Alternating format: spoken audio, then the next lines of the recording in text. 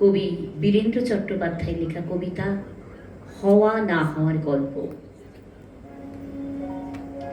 সে চেয়েছিল একটি সত্যিকারের প্রেমের কবিতা লিখতে। তার তো একটাই জীবন। মানুষের জীবনে প্রেমের চেয়ে নির্মল পিপাসার জল আর কি থাকতে পারে।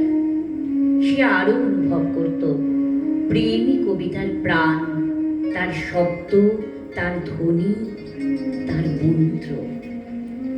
কিন্তু তবু তার কবিতা একটার পর একটা, তার নিজের লেখা কবিতা, কি প্রেম, কি জল, এমনকি পায়ের নিচের শক্ত মাটি পর্যন্ত খুঁজে পেল না।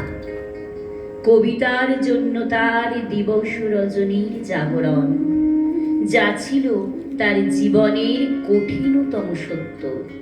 প্রেম নয়, তাকে বারবার অপ্রেমের দারুণ আগুনে ছুঁড়ে দিয়ে বলতো, এখানেই তোর পরিশুদ্ধি। এই যে আগুন, মানুষের পৃথিবী, আগে তার খিদে মেটা। তোর সমস্ত কবিতা, তোদের সমস্ত কবিতা সে তার ক্ষুধার্ত জিভ দিয়ে চেটে খাবে। তুই মূর্খ।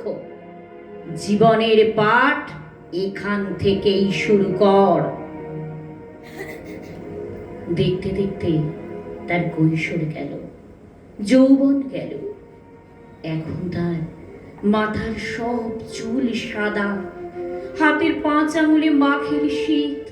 মাঝে মধ্যে রাত দুপুরে ঘুমোতে না পারার যন্ত্রণায় সে চিৎকার করে উঠত, আমি একটি প্রেমের কবিতা লিখতে চাই, একটি মাত্র প্রেমের কবিতা। আর তখনই শোনা যেত তার মাথার ভিতর, তার বুকের মধ্যে সেই কঠিন তিরস্কার, বুড়ো হয়ে গেলি, এখনো স্বপ্ন দেখছিস? দেখ, ভালো করে চেয়ে দেখ, তোর চারদিকে এখন হলুদ হেমন্তের পৃথিবী। কিন্তু তারপর কি দেখছিস?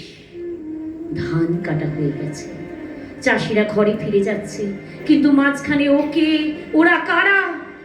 দেখতে দেখতে তার পাকা ধানের হলুদ পৃথিবী খুন খারাপি লাল, লাল থেকে আগুন, আবার আগুন। আগুন, তুমি আমাকে সারা জীবন ধরে পুড়িয়েছ, কিন্তু আমি তো শুদ্ধ হলাম না, শুধু পুড়ে গেলাম।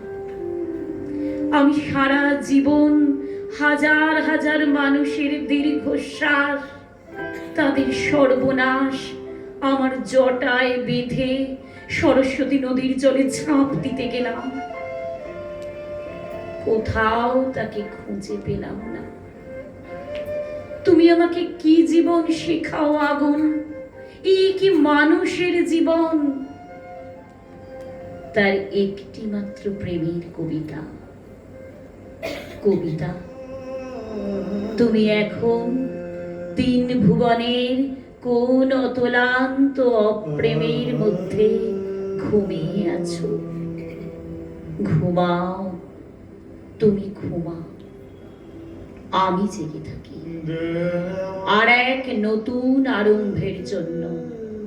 মৃত্যুর মুখোমুখি আমি জেগে থাকি।